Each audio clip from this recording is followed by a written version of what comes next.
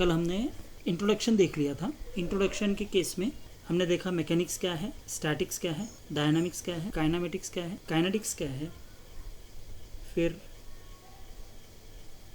Rest body किसे कहते हैं, मोशन ऑफ द बॉडी किसे कहते हैं, फिर हमने देखा टाइप्स ऑफ मोशन कितने हैं। Okay, rest body means what, जो बॉडी रेस्ट में है, जो घूम नहीं रहा है, जो अपना पोजीशन चेंज नहीं कर रहा है with respect to time and surrounding. Time के साथ कोई बॉडी एक जगह पर है तो वहीं पर रहेगा। ओके, और सराउंडिंग के साथ भी अपना पोजीशन चेंज नहीं कर रहा है तो उसको हम क्या कहेंगे, रेस्ट बॉडी। अब नेक्स्ट इज मोशन। मोशन किसे कहेंगे, when the body is changing its position with respect to time and the surround या ऑब्जर्व। इसका मतलब हमने क्या देखा था, motion in a straight line. इस चैप्टर में हमको देखना पढ़ना है डिटेल में मोशन के बाद। मोशन किसे कहते हैं, what is the use of motion and what types of motion are. हमने देखा था 3 टाइप के मोशंस हैं। रेक्टिलिनियर मोशन जिसे हम 1 डायमेंशन मोशन कहते हैं, दूसरा है कर्विलिनियर मोशन जिसे हम 2 डायमेंशन मोशन कहते हैं, और तीसरा हमने देखा था मोशन इन स्पेस जिसे हम 3 डायमेंशन मोशन कहते हैं। तो ये चैप्टर पूरी तरह से 1 डायमेंशन मोशन के ऊपर डिपेंड है। तो इस चैप्टर में हम किसके बारे में पढ़ेंगे, रेक्टिलिनियर मोशन के बारे में पढ़ेंगे। तो रेक्टिलिनियर मोशन में हमने क्या देखा था, when the body is moving in a straight line, जिसका एक ही डायमेंशन चेंज हो रहा है। कार्टेशियन कोऑर्डिनेट का किसे कहते हैं, एक्स एक्सिस, वाई एक्सिस और जेड एक्सिस, इसको हम कहते हैं कार्टेशियन कोऑर्डिनेट। तो किसी भी पॉइंट को, किसी भी ऑब्जेक्ट को, किसी भी बॉडी को ट्रेस करने के लिए हम ये कार्टेशियन कोऑर्डिनेट यूज़ करने वाले हैं। तो जब हम कार्टेशियन कोऑर्डिनेट यूज़ करते हैं तो motion in a straight line में या 1 डायमेंशनल मोशन में किसी एक कोऑर्डिनेट का वैल्यू ही चेंज होगा। जब किसी एक कोऑर्डिनेट का ही वैल्यू चेंज हो रहा है बॉडी को ट्रेस करने के लिए, तो उस टाइप के मोशन, उस बॉडी के मोशन को हम क्या कहेंगे, 1 डायमेंशनल मोशन कहेंगे। 3 कोऑर्डिनेट्स हैं, हमको मालूम है, एक्स एक्सिस है, वाई एक्सिस है और जेड एक्सिस में। तो एट ए टाइम किसी एक कोऑर्डिनेट में ऑब्जेक्ट को अगर हम ट्रेस करते हैं तो उसको क्या कहेंगे, हम 1 डायमेंशनल मोशन कहेंगे। या तो एक्स एक्सिस में रहेगा, या तो वाई एक्सिस में रहेगा, या फिर जेड एक्सिस में रहेगा। तो इन तीनों में से कोई एक एक्सिस के ऊपर हम ट्रेस करेंगे उस पार्टिकल को या उस ऑब्जेक्ट को, तो उस टाइप के मोशन को हम motion in a straight line कहेंगे। तो ये जो चैप्टर है पूरी तरह से motion in a straight line के ऊपर डिपेंड है। तो उसके बाद हमने देखा था 2 डायमेंशनल मोशन और 3 डायमेंशनल मोशन। 2 डायमेंशनल मोशन का हमने क्या देखा था, जब 2 कोऑर्डिनेट्स चेंज हो रहे हैं, एक्स एक्सिस और वाई एक्सिस चेंज हो रहे हैं, तब वो पॉइंट बॉडी को हम ट्रेस करते हैं, तो उसे हम क्या कहेंगे, 2 डायमेंशनल मोशन। वो 2 डायमेंशनल मोशन और 3 डायमेंशनल मोशन हम नेक्स्ट चैप्टर में पढ़ेंगे। फिर हमने पढ़ा था फ्रेम ऑफ रेफरेंस। अब ये फ्रेम ऑफ रेफरेंस क्या है, ये क्या है, किसी भी ऑब्जेक्ट को मेजर करने के लिए, ट्रेस करने के लिए एक फ्रेम लगता है जो हम देखते हैं। ये अगर सपोज हम देख रहे हैं एक बॉडी मोशन में है, खिड़की से देख रहे हैं, तो हम खिड़की से जब देख रहे हैं कोई बॉडी मोशन में है तो हमारा फ्रेम ऑफ रेफरेंस क्या है, अलग है। किसके साथ, वो बॉडी के मोशन के साथ। तो जब हम देखते हैं तो हमें वो बॉडी मोशन में लग रहा है, ओके। और जब वो आदमी हमारे तरफ देख रहा है, हम क्या देख रहे हैं, हम उसको देखते हैं कि बॉडी मूव में है, कार या बस जा रहा है तो वो मोशन में है।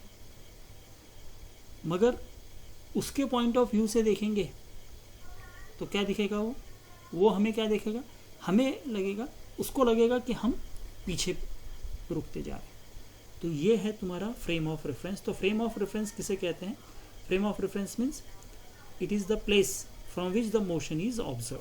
किसी भी प्लेस को हम ऑब्जर्व कर रहे हैं, तो जिस प्लेस से ऑब्जर्व कर रहे हैं उसको हम कहेंगे फ्रेम ऑफ रेफरेंस। तो अभी अब फ्रेम ऑफ रेफरेंस के लिए हम कौन सा सिस्टम यूज़ करेंगे, कोऑर्डिनेट सिस्टम यूज़। और एक कोऑर्डिनेट सिस्टम कहाँ पर है, अर्थ पे। तो अभी हम फ्रेम ऑफ रेफरेंस को मेजर करने के लिए क्लॉक अटैच करेंगे या टाइम सेव करेंगे। तो टाइम को मेजर करने के लिए हमें फ्रेम ऑफ रेफरेंस में क्या यूज़ करना पड़ेगा, क्लॉक यूज़ करना पड़ेगा।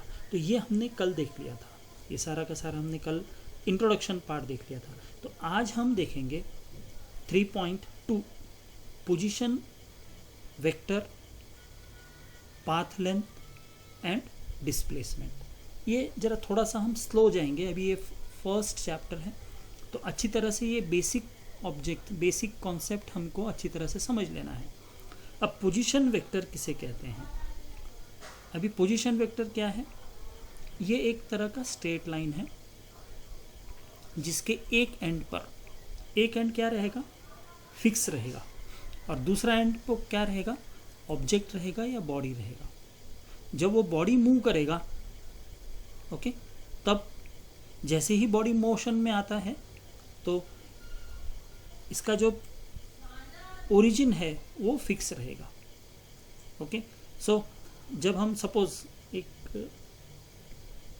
कंसिडर कर रहे हैं X axis and Y axis के बीच में, एक्स एक्सिस और वाई एक्सिस के बीच में अगर सपोज हम एक लाइन डाल देते हैं तो क्या होगा? ये जो लाइन है कहाँ पे टच हो रहा है? ओरिजिन पे टच हो रहा है, और ओरिजिन पर टच होने के साथ जब उस पॉइंट को जब हम रोटेट करते हैं तो क्या होगा? सो जो रोटेशन है और जो पॉइंट से लेके उस ओरिजिन से लेके उस पॉइंट के बीच का जो डिस्टेंस है उसको हम कहेंगे पोजीशन वेक्टर। वेक्टर कभी भी कहाँ से स्टार्ट होता है? पोजीशन वेक्टर कहाँ से स्टार्ट होता है? ओरिजिन से। ओके, और पोजीशन वेक्टर फाइंड आउट करने के लिए हमें क्या करना पड़ेगा? इनिशियल पॉइंट को माइनस करना पड़ेगा फाइनल पॉइंट से। जब भी हम इनिशियल पॉइंट को फाइनल पॉइंट से माइनस करेंगे तो हमें कौन सा मिलेगा? हमें पोजीशन वेक्टर मिलेगा। अब क्वेश्चन ये बनता है, इसे हम वेक्टर नाम क्यों दे रहे हैं? क्योंकि इसमें दो चीज़ें आते हैं। वेक्टर क्या करता है? वेक्टर उस कॉन्सेप्ट को कहते हैं जिसके अंदर मैग्नीट्यूड भी है और डायरेक्शन भी है। ओके, सपोज हमें टाइम मेजर करना है, तो जब हम टाइम मेजर करते हैं तो सिर्फ क्या बोलेंगे? 8 बज रहा है, सुबह के 9 बज रहे हैं या 10 बज रहे हैं। डायरेक्शन हम कंसिडर नहीं करेंगे। क्लियर हो गया?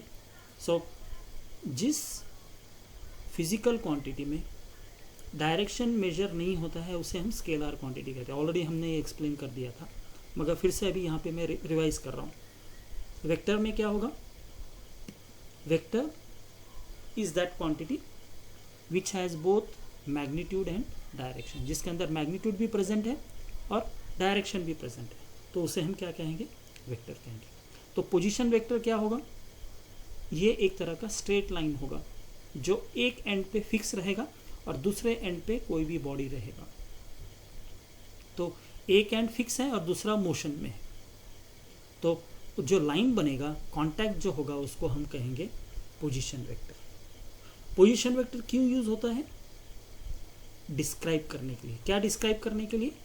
बॉडी का पोजीशन, बॉडी किस जगह पर है, कहाँ पर है बॉडी, उसको फाइंड आउट करने के लिए पोजीशन वेक्टर हम यूज करते हैं।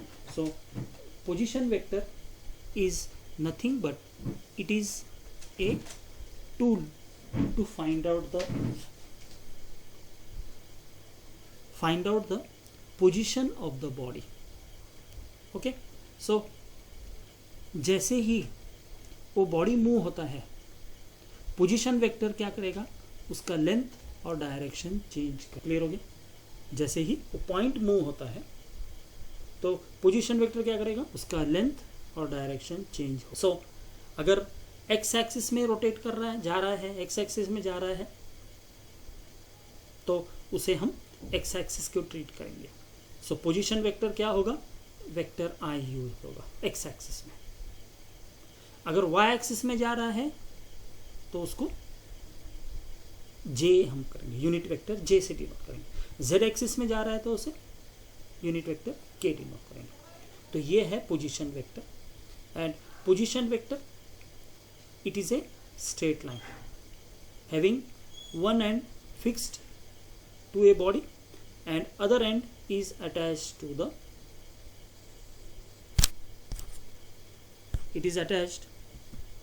origin point. So that is the position vector. Okay, ये तो हो गया अपना पोजीशन वेक्टर के बाद। ओके, सेकेंड है पाथ लेंथ या डिस्टेंस।